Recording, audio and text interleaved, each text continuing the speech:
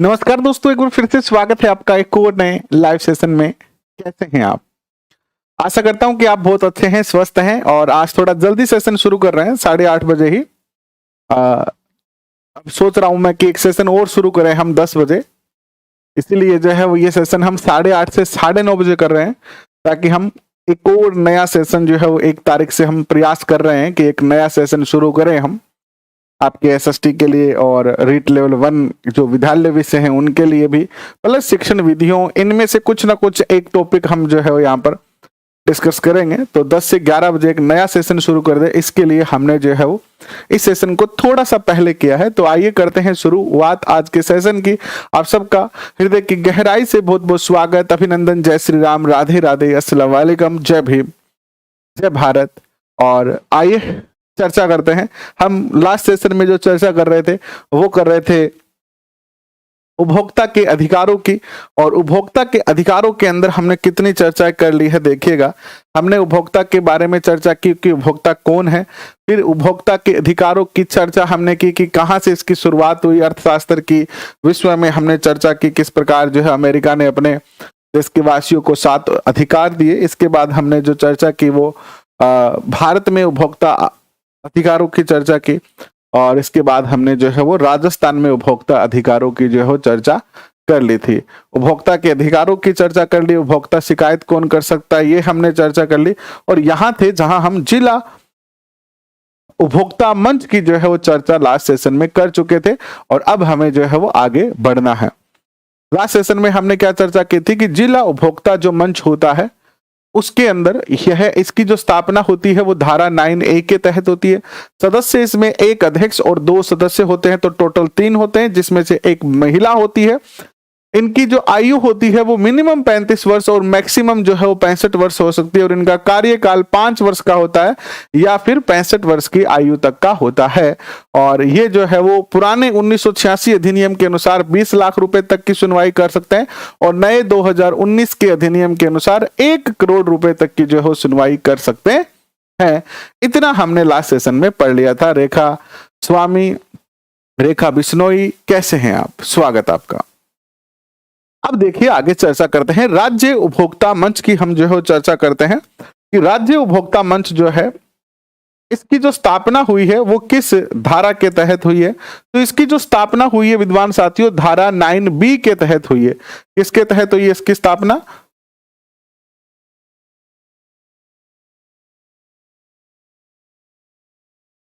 धारा 9B के तहत हुई है। और इसमें अगर सदस्य की बात हम करते हैं, अगर सदस्यों की बात करते हैं तो इसमें भी 1 प्लस कितने, 1 प्लस 2 बराबर 3 होंगे। 1 अध्यक्ष और 2 सदस्य 3 होंगे। और इनमें से एक जो होगी वो क्या होगी? एक जो होगी वो क्या होगी? महिला होगी। इनमें से एक जो होगी वो क्या होगी? महिला होगी। और आयु सीमा में देखिए थोड़ा सा अंतर आएगा यहाँ पर। यही छोटी छोटी चीजें आपको जो है ध्यान रखनी है कि अगर जिला उपभोक्ता मंच का अध्यक्ष या सदस्य हैं तो 35 वर्ष से लेकर 65 वर्ष तक होंगे आयु इनकी। लेकिन यहाँ पर 35 वर्ष से लेकर जो है वो 35 से लेकर और 67 वर्ष तक, यानी 2 साल ज्यादा है, 67 वर्ष तक जो है वो कार्य रह सकता है। और अगर इनकी बात करें कार्यकाल की बात करते हैं तो इनका कार्यकाल 5 वर्ष का होता है और मैक्सिमम आपका 67 वर्ष जो है वो हो सकता है, 67 वर्ष हो सकता है। और अगर विस्तार में जाएं थोड़ा तो कहां तक की ये सुनवाई कर सकते हैं, तो अगर बात करें पुराने मामले में तो ये जो है वो 20 लाख से लेकर जो है वो 1 करोड़ तक की सुनवाई कर सकते हैं। 20 लाख से 1 करोड़। और अगर नए की बात करें, है ना, 2019 के अनुसार अगर बात करें तो ये 1 करोड़ से लेकर और 10 करोड़ तक के मामले की जो है ये क्या कर सकते हैं? सुनवाई कर सकते हैं। 1 करोड़ से लेकर 10 करोड़ तक के मामले की ये क्या कर सकते हैं? सुनवाई कर सकते हैं नए उपभोक्ता संरक्षण अधिनियम 2019 के अनुसार। बबीता जी, एक आपका भी बहुत बहुत स्वागत। इंदु स्वागत आपका, कैसे हैं आप? इसके बाद आता है राष्ट्रीय स्तर पर। राष्ट्रीय स्तर पर क्या है? राष्ट्रीय उपभोक्ता मंच है। राष्ट्रीय स्तर पर क्या है? राष्ट्रीय उपभोक्ता मंच है। राष्ट्रीय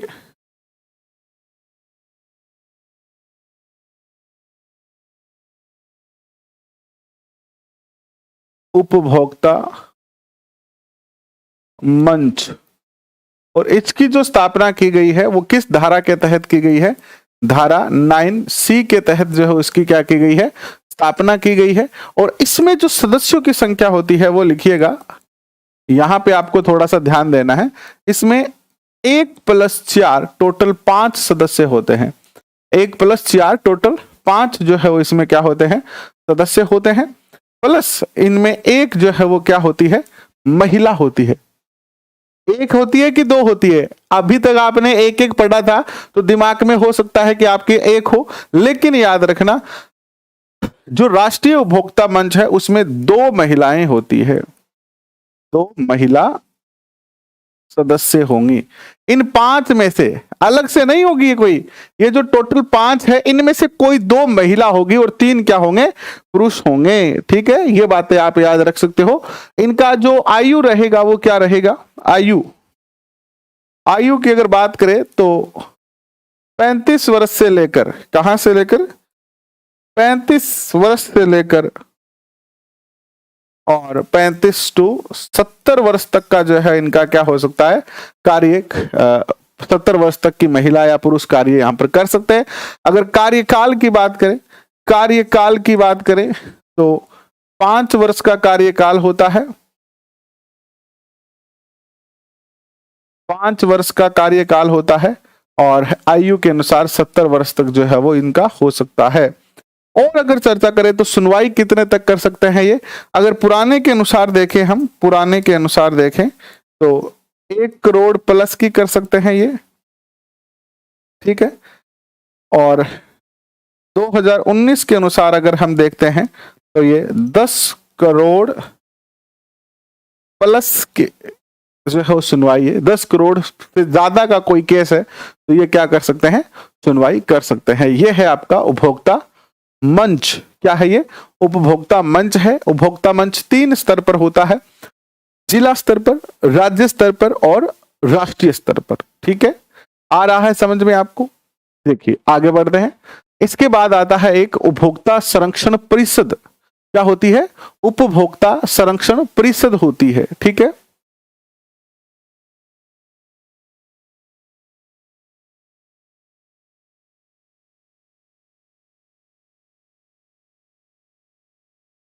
उपभोक्ता संरक्षण परिषद, उपभोक्ता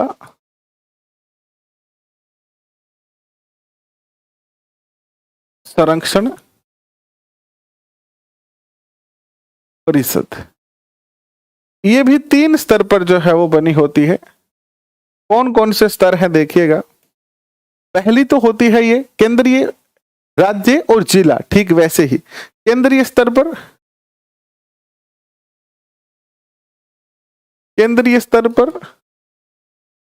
राज्य स्तर पर और जिला स्तर पर। अब देखिए पहले बात करते हैं राष्ट्रीय स्तर पर। संरक्षण परिषद धारा 4(1) के तहत, ठीक है, स्थापना धारा 4(1) के तहत इसकी जो है क्या होती है? स्थापना होती है। कब की गई स्थापना? 15 अप्रैल 1987 में की गई। इसके जो सदस्य होते हैं उनमें टोटल 150 सदस्य होते हैं। सदस्य 150, और इनमें से महिला जो होती है वो कितनी होती है? इनमें महिला जो होती है वो होती है 10 महिला होती है। दूसरा आपका आता है क्या? राज्य स्तर पर। तो राज्य स्तर पर धारा 10 के तहत इसका जो है गठन किया जाता है। धारा 10 के तहत स्थापना, ठीक है, स्थापना होती है। और कब की गई थी? 1987 में ही इसकी की गई थी। और स्थापना, और जिला स्तर पर जो आती है वो धारा कौन सी आती है? धारा 8A, धारा 8(1), धारा 8(1) के तहत जो है इसकी क्या हुई थी? स्थापना हुई थी। और इसका जो अध्यक्ष होता है वो जिला कलेक्टर होता है। अध्यक्ष जिला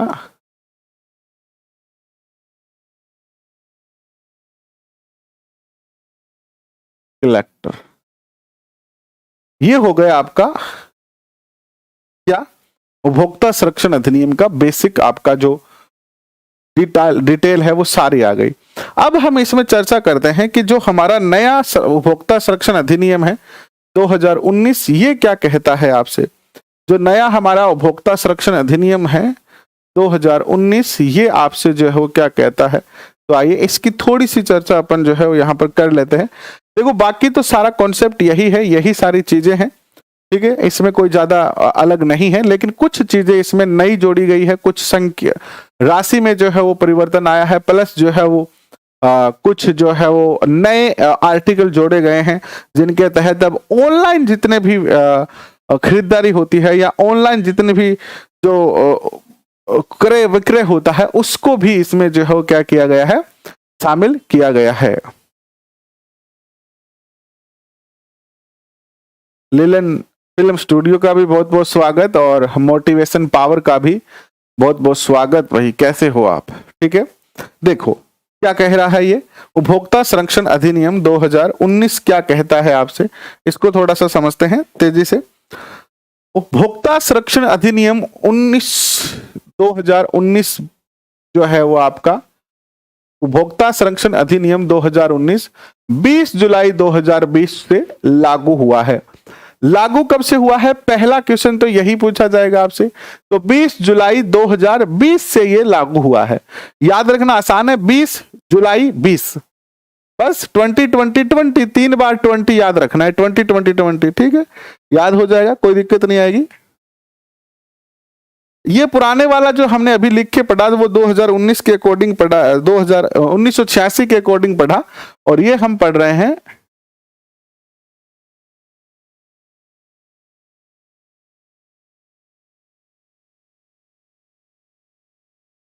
बबीता जी कह रही है कि मैं मेहनत बहुत करती हूं और 1-2 नंबर से रह जाती हूं। तो बबीता जी, इसका अर्थ यह है कि आप बिल्कुल सफलता के निकट हैं, यानी सफलता के आप दहलीज पे खड़े हैं, और एक और कदम आपको बढ़ाना पड़ेगा और आप सफल हो जाओगे। तो बिल्कुल अब की बार आप सफल हो ही जाओगे। यह उपभोक्ता को सशक्त बनाएगा और इसके विभिन्न अधिसूचित नियमों और प्रावधानों के माध्यम से उनके अधिकारों की रक्षा करने में उनकी मदद करेगा। इस उपभोक्ता संरक्षण अधिनियम 2019 के कुछ महत्वपूर्ण बिंदु है कि नया अधिनियम पुराने उपभोक्ता संरक्षण अधिनियम 1986 की तुलना में अधिक तीव्रता से और कम समय में कार्यवाही करेगा। यानी इसमें टाइम लिमिट कर दी गई है कि आपके पास अगर किसी उपभोक्ता की शिकायत आती है तो उसे इतने समय में क्या करना है? हल करना है। इतने समय में क्या करना है? आपको इसे हल करना है। हालांकि देखो, मैं आपको रीट के संदर्भ में पढ़ा रहा हूं कि कितने क्वेश्चन आ सकते हैं, किस स्थिति के क्वेश्चन आ सकते हैं। बाकी उपभोक्ता संरक्षण में बहुत अपन और गहराई में जा सकते हैं कि शिकायत कैसे की जाती है, उसका प्रोसेस क्या है, फिर जब शिकायत हो जाती है तो क्या होता है। ये बहुत बड़ा हो सकता है। तो इतना मुझे नहीं लगता, हमने वो सारी बातें पढ़ ली है जहां से क्वेश्चन पूछा जाता है। बाकी ज्यादा डिटेल में जाने की अभी अपने को इसमें आवश्यकता जो है वो नहीं है। पहले के उपभोक्ता संरक्षण अधिनियम 1986 में न्याय के लिए एक एकल बिंदु पहुंच दी गई है, जिसमें काफी समय जो है लग जाता था। पुराने अधिनियम में त्रिस्तरीय उपभोक्ता विवाद निवारण तंत्र था, जिसमें राष्ट्रीय, राज्य और जिला स्तर पर था, और यह व्यवस्था अभी भी जो है वो क्या है? मौजूद है। नए अधिनियम की विशेषता क्या है कि उपभोक्ता संरक्षण विधेयक 2019 केंद्रीय उपभोक्ता संरक्षण परिषद, सेंट्रल कंज्यूमर प्रोटेक्शन अथॉरिटी यानी CCPA के गठन का प्रस्ताव करता है और विधेयक के अनुसार सीसीपीए के पास निम्नलिखित अधिकार होंगे। क्या क्या होंगे? उपभोक्ता अधिकारों के उल्लंघन और संस्थान द्वारा की गई शिकायतों की जांच करना कि कहीं कोई कंपनी उपभोक्ता के अधिकारों का उल्लंघन तो नहीं कर रही है, ये इसकी जांच कर सकती है। असुरक्षित वस्तुओं और सेवाओं को वापस लेने और उचित कार्यवाही करने का कार्य कर सकती है। भ्रामक विज्ञापनों पर रोक लगा सकती है। भ्रामक विज्ञापनों के निर्माताओं और प्रसारकों पर जुर्माना लगाया जा सकता है। एक उदाहरण देता हूं मैं अभी का, ये 2019 का अधिनियम लागू होने के बाद एक जो है आप एड देखते होंगे, एक टूथपेस्ट है सेंसोडाइन। सेंसोडाइन एक टूथपेस्ट आता था ना, अभी भी आता है। उसका एक एड आता था जिसमें क्या होता था, एक डॉक्टर होता था और वो डॉक्टर आपको बताता था कि अगर आपके, है ना, एक पहले एड दिखता था जिसमें एक महिला आइसक्रीम खाती है और जैसे ही वो मुंह में आइसक्रीम तोड़ती है उसके दांतों में बहुत ज्यादा जो है वो दर्द होता है और फिर उसके बाद तुरंत डॉक्टर आता है और वो कहता है कि अगर आप रोजाना सेंसोडाइन का इस्तेमाल करेंगे तो आपके दांतों की ये जो झंझनाहट है ये जो है वो काफी हद तक ठीक हो जाएगी और ये मेरे डॉक्टर का आप जो है विश्वास कर सकते हो। तो नए 2000 उपभोक्ता संरक्षण अधिनियम 2019 के तहत क्या किया गया, 19 के तहत क्या किया गया, उस एड को रोका गया और सेंसोडाइन से पूछा गया कि ये जो तुम डॉक्टर दिखा रहे हो ना, क्या वास्तव में डॉक्टर है ये? और ये भारत के तो लग नहीं रहे। तो ऐसा कोई भी भ्रामक ऐड आता है ना तो उसके ऊपर ये नियंत्रण कर सकता है कि कहीं ये जो है वो लोगों को उल्लू तो नहीं बना रहा है, बेवकूफ तो नहीं बना रहा है ना। और क्या कर सकता है, देखिएगा, ई कॉमर्स व अनुचित व्यापार व्यवहार पर नियम। इस अधिनियम में सबसे बड़ा काम यही किया गया कि ई कॉमर्स को भी जो है इसमें क्या किया गया, शामिल किया गया। हाँ, अब से क्लास हम रोज 8:30 बजे ही करेंगे। अब से जो टाइम होगा क्लास का, आज तो बच्चे कम रहेंगे क्योंकि आज जनरली बच्चों के दिमाग में एक पहले से टाइम टेबल बना होता है कि 9 से 10 बजे तक हम वहां पर पढ़ेंगे, लेकिन चूंकि आज बिना सूचना के ही इसका टाइम 8:30 बजे हमने कर दिया है। लेकिन अब से, क्योंकि अब सर्दियां आनी शुरू हो जाएगी आपको पता है, और अपने को एक क्लास और भी करनी है 10 बजे, है ना। अभी हम 1 तारीख से प्लान कर रहे हैं कि एक 10 से 10:30 या 11 बजे तक क्लास करें, 10 से 11 बजे तक, जिससे कि हम और जल्दी जो सिलेबस है उसको कवर कर पाए। अपना टारगेट है 2 महीने में सिलेबस कवर करना।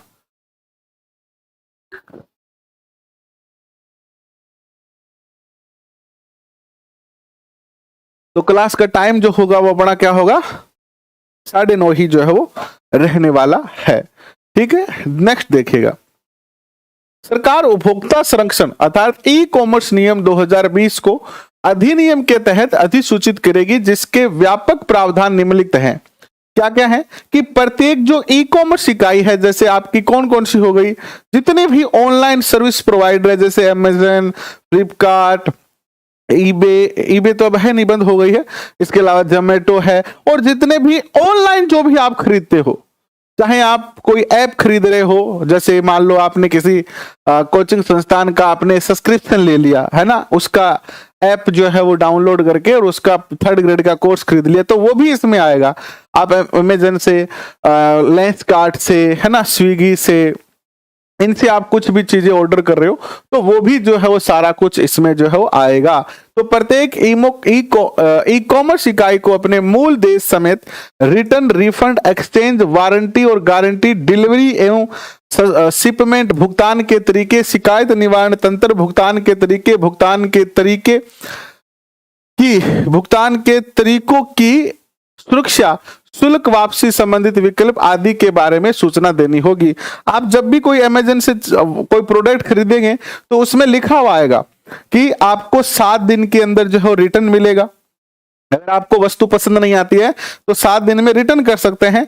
आपको रिफंड किया जा सकता है, अगर आप चाहोगे कि भाई मुझे पैसे वापस दे दो तो पैसे वापस दे देंगे, आप कहोगे कि प्रोडक्ट बदल के दे दो तो बदल के दे देंगे, हम आपको वारंटी भी देंगे, हम आपको गारंटी भी देंगे, हम डिलीवरी आपकी इस तारीख को कर देंगे, डेट लिखी आती है, इस कोरियर से आपका जो है वो क्या आएगा, प्रोडक्ट आएगा, और भुगतान आपको ऑनलाइन करना है कि किस तरीके से करना है। आप शिकायत कर सकते हैं, शिकायत किस तरीके से कर सकते हैं, और शिकायत के तरीकों यानी आपकी शिकायत की भी सुरक्षा की जाएगी, आपको शुल्क वापस दिया जाएगा।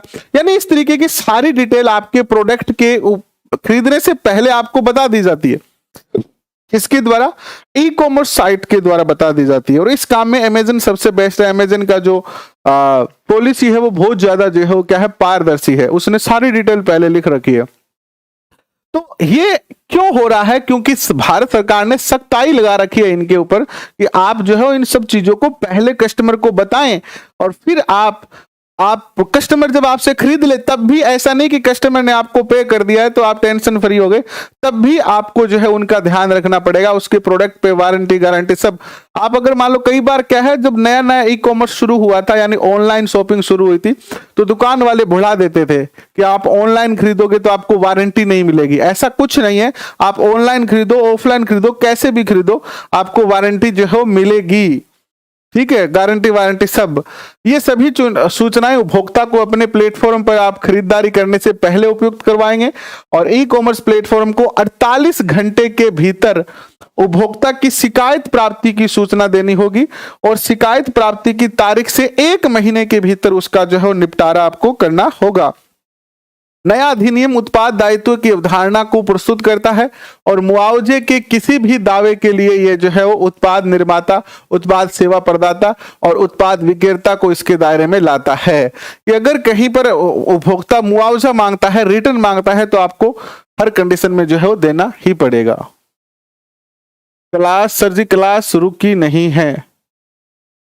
रुक रही है? क्यों रुक रही है? बिल्कुल भी तो नहीं रुक रही है, सब कुछ तो ठीक चल रहा है। मुझे तो नहीं दिख रहा है कहीं पर कि क्लास कहीं रुक रही है। बिल्कुल सब कुछ ओके चल रहा है, एक फ्रेम में ड्रॉप नहीं हो रही है। क्यों रुकेगी? उपभोक्ता संरक्षण ई कॉमर्स नियम 2020 अनिवार्य है, और ये केवल परामर्श नहीं है।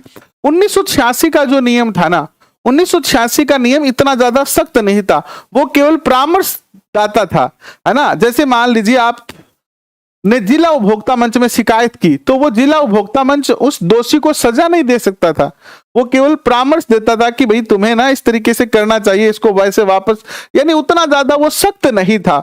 लेकिन अब की बार जो उपभोक्ता संरक्षण अधिनियम 2020 है वो अनिवार्यतः लागू होगा, अनिवार्य होगा सब पर, और ये ज्यादा क्या है, सख्त होगा।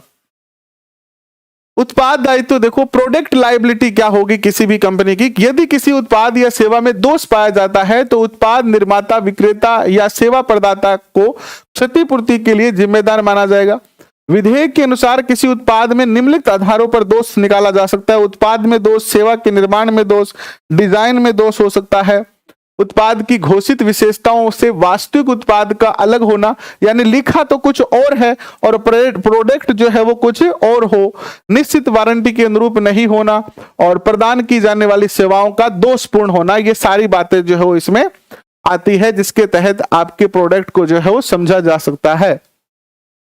इंडियन आर्मी कैसे है? जय हिंद। मिलावटी या नकली सामान के निर्माता या बिक्री के संदर्भ में सजा। इस अधिनियम के तहत एक सक्षम न्यायालय द्वारा मिलावटी, नकली सामान के निर्माण या बिक्री करने वाले ऐसे व्यापारी जो मिलावटी सामान बेचते हैं, आटे के अंदर जो है वो मिट्टी मिला देते हैं, दाल में कंकर मिला देते हैं, ऐसे व्यापारियों के लिए सजा का प्रावधान है। पहली बार जब इनका दोष पाया जाता है तो ऐसी स्थिति में इनके 2 साल के लिए जो है लाइसेंस क्या कर दिया जाता है, इनका 2 साल की अवधि तक के लिए व्यक्ति को जारी किया जाता है प्रतिबंध इस पर, और किसी भी लाइसेंस को निलंबित कर सकती है ना। दिए गए किसी भी लाइसेंस को क्या कर सकती है? 2 साल तक निलंबित कर सकती है। लेकिन अगर दूसरी बार ये दोष करेगा, यानी दूसरी बार मिलावट करेगा, तो इस अब की बार जो है इसके लाइसेंस को क्या कर दिया जाएगा? रद्द कर दिया जाएगा। नेक्स्ट देखिएगा, मध्यस्थता के लिए संस्थागत व्यवस्था भी की गई है। यानी मान लीजिए कि किसी दुकानदार और ग्राहक के बीच जो है वो कोई जो है वो विवाद हो गया है, लेकिन वो विवाद जो है वो आपस में राजी रटा सल्टाने चाहते हैं ना, अपने मारवाड़ी में कहनी कि कोर्ट के बाहर ही सल्टानो चाहे, तो एंगी भी व्यवस्था करी गई है कि भाई दुकानदार आपकी गलती माने, प्रोडक्ट दूसरों दे दे या भाई पैसा दे दे या सेटलमेंट कर ले। इसके बाद देखो, उपभोक्ता विवाद समायोजन प्रक्रिया का सरलीकरण भी किया गया है। राज्य और जिला आयोग का सशक्तिकरण करना ताकि वे अपने स्वयं के आदेशों की समीक्षा कर सके। ऐसे बहुत सारे कार्य जो है इसमें किए गए हैं। जैसे कि इसमें क्या कहा गया है कि उपभोक्ता को इलेक्ट्रॉनिक रूप से शिकायत दर्ज करने और उन उपभोक्ता आयोगों में शिकायत दर्ज करने में सक्षम करना जिनके अधिकार क्षेत्र में व्यक्ति की आवास या स्थान है। पहले आपको खुद जाना पड़ता था, आज आप ऑनलाइन घर बैठे बैठे शिकायत कर सकते हो। अब जैसे आप चूरू में रह रहे हो तो चूरू में कर सकते हो, जयपुर में रह रहे हो तो जयपुर में कर सकते हो, जहां आपका निवास स्थान है वहीं पर आप जो है वो क्या कर सकते हो, शिकायत कर सकते हो। बिल्कुल रोज लीजिए। और अब क्लास का टाइम हम 8:30 बजे कर रहे हैं। आज से क्लास का टाइम हमने क्या कर दिया है, 8:30 बजे कर दिया है। सुनवाई के लिए आप वीडियो कॉन्फ्रेंसिंग, और अगर 21 दिनों की निर्दिष्ट अवधि के भीतर स्वीकार्यकर्ता का सवाल तय नहीं हो तो ऐसे में शिकायत को जो है स्वीकार्यकर्ता को मान लिया जाएगा। ठीक है, तो ऐसी कुछ चीजें हैं। अन्य कुछ नियम भी है, जैसे उपभोक्ता विवाद निवारण आयोग के नियमों के अनुसार 5 लाख रुपए तक का मामला दर्ज करने के लिए कोई भी शुल्क नहीं लिया जाएगा। ऐसे क्वेश्चन पूछे जा सकते हैं। नए उपभोक्ता संरक्षण आयोग में कितने मूल्य की राशि तक के विवाद को लेकर आपसे किसी प्रकार का शुल्क नहीं लिया जाएगा? तो 5 लाख रुपए तक का अगर कोई आपका मामला है तो आपसे किसी प्रकार का शुल्क जो है वो नहीं लिया जाएगा।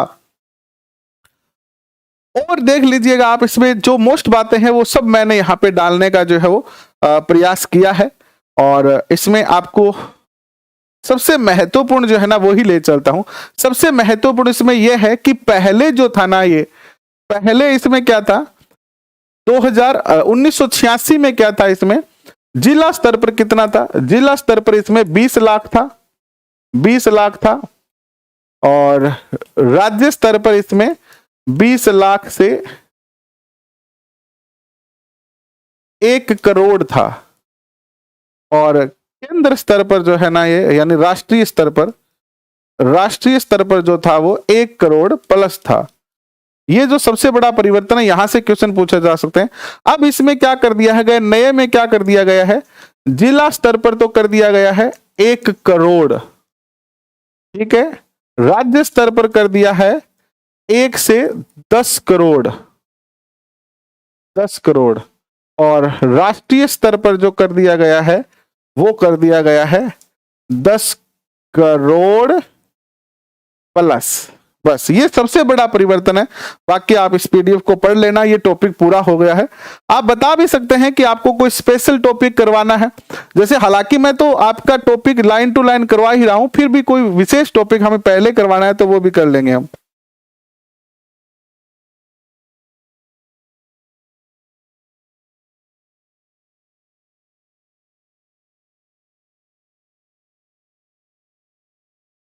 साढ़े 8 बजे क्लास इसलिए की है हमने, 8:30 बजे क्लास इसलिए की है ताकि एक और सेशन जो है वो जल्द ही शुरू किया जा सके। तो बहुत जल्द ही अपन एक और नया सेशन भी जो है इसमें ऐड करने वाले हैं।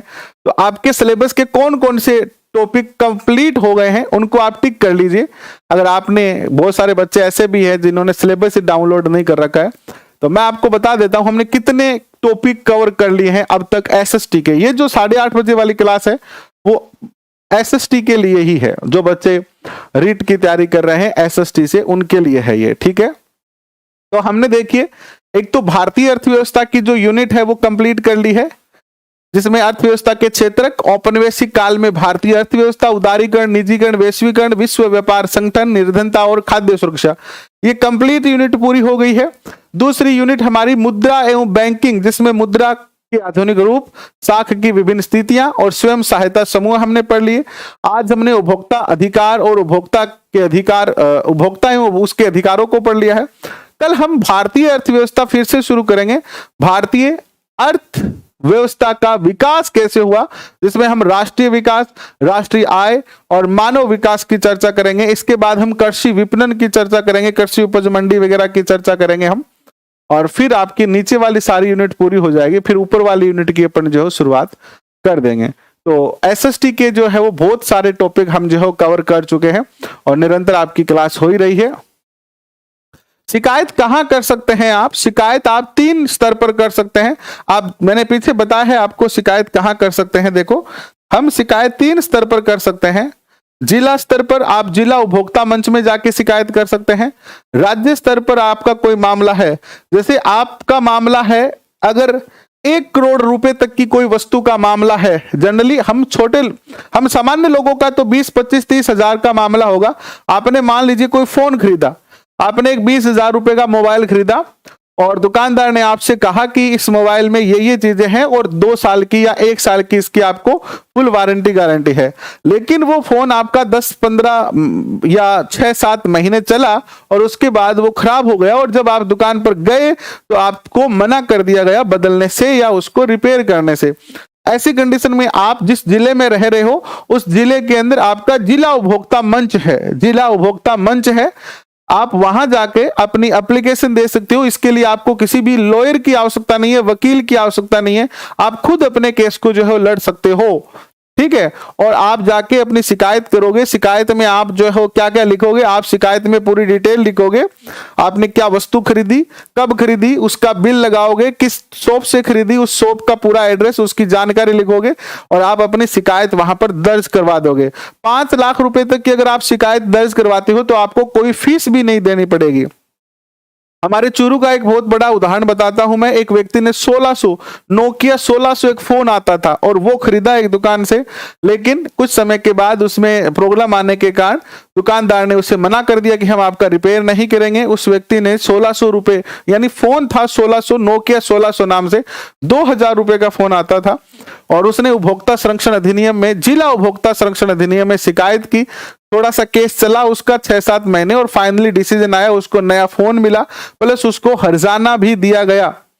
तो इस तरीके से अगर आपके साथ कहीं पर भी ऑनलाइन फ्रॉड होता है, ऑफलाइन फ्रॉड होता है, आप जैसे कुछ भी आपके साथ ऐसा होता है कि आपको बताया कुछ जाता है और दिया कुछ जाता है, ऐसी कंडीशन में जहां पर भी विवाद है आप उपभोक्ता संरक्षण अधिनियम या उपभोक्ता मंच की जो है वो क्या ले सकते हो, शरण में जा सकते हो और अपने अधिकारों के लिए लड़ सकते हो। आपका मामला अगर 1 करोड़ से ज्यादा का है, 1 करोड़ से लेकर 10 करोड़ तक का है, तो आप राज्य उपभोक्ता मंच में जाओगे और अगर 10 करोड़ से ज्यादा का है तो आप फिर राष्ट्रीय उपभोक्ता मंच में जो है वो जा सकते हो। इस तरीके से आप तीनों मंचों का जो है प्रयोग कर सकते हो। क्लास का टाइम है एवरीडे रात को 8:30 से 9:30 बजे। अभी हमारी 5 क्लासें हम करने का प्रयास कर रहे हैं। सुबह 10 बजे से क्लास शुरू होती है। आप पूरा शेड्यूल देखें और निश्चित तौर पर जो है शिकायत करें, शिकायत क्या करें, निश्चित तौर पर देखें। और अगर आपको कोई चीज पसंद नहीं आती है तो आप शिकायत भी कर सकते हैं, कोई दिक्कत नहीं है। तो अभी के लिए इतना ही। शुभ रात्रि, धन्यवाद।